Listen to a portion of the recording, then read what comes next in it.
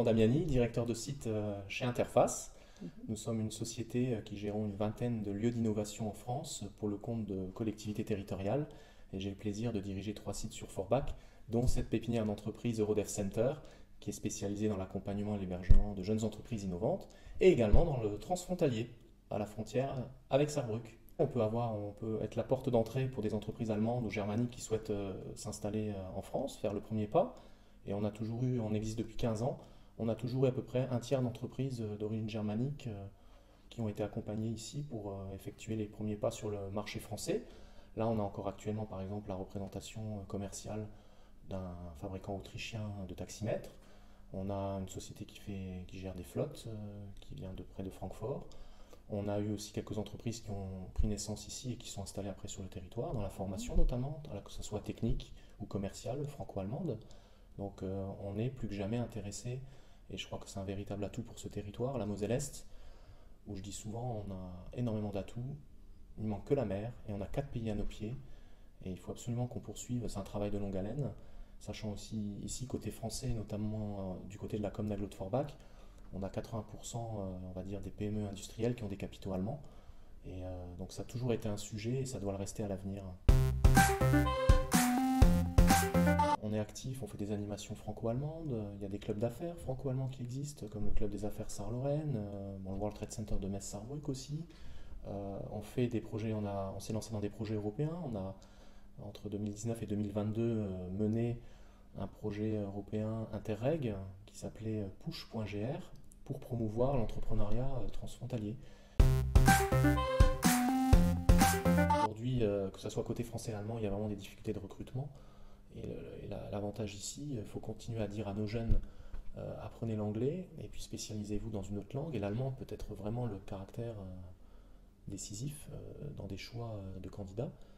Et il faut continuer à développer ces relations au quotidien, que ce soit dans le domaine économique, culturel ou autre. La langue déjà, alors on l'a évoqué.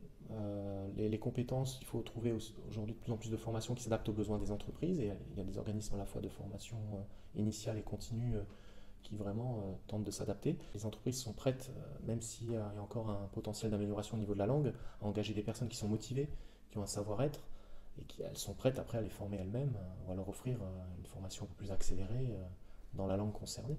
Il y a des beaux projets qui s'installent sur le territoire, notamment des consortiums franco-allemands. On peut prendre l'exemple du projet Oliosolis qui va s'installer sur Sarreguemines, qui va fabriquer des panneaux photovoltaïques.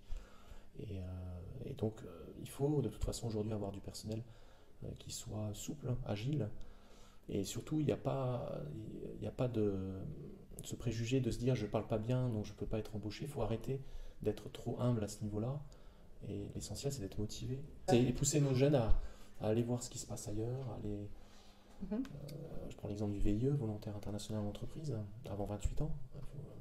Nos jeunes, ils ont tout intérêt à se lancer aussi, à aider les entreprises françaises à l'étranger. Et consacrer une partie de vos études à l'étranger, où que vous soyez, une année d'études à l'étranger. J'ai eu la chance d'avoir un programme Erasmus il y a une trentaine d'années maintenant, et aujourd'hui ça se fait de plus en plus.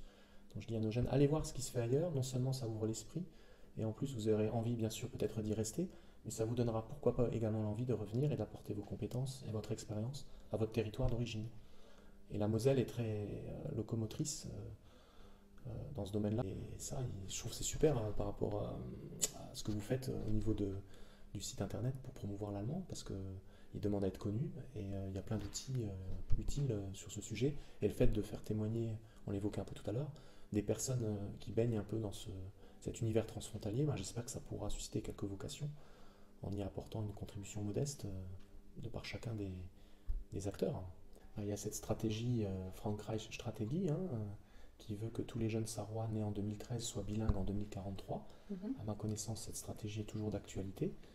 Et donc, c'est un bel objectif, c'est ambitieux, mais tout à fait atteignable. Il faut pousser, il faut inciter, il faut sensibiliser dès le plus jeune âge aussi à l'importance de connaître la langue du voisin et de s'ouvrir tout simplement. Sur notre site internet, on retrouve toutes les activités de la pépinière d'entreprise Eurodev Center, donc qui va de l'accompagnement des porteurs de projets, l'intégration, l'hébergement et l'accompagnement en pépinière.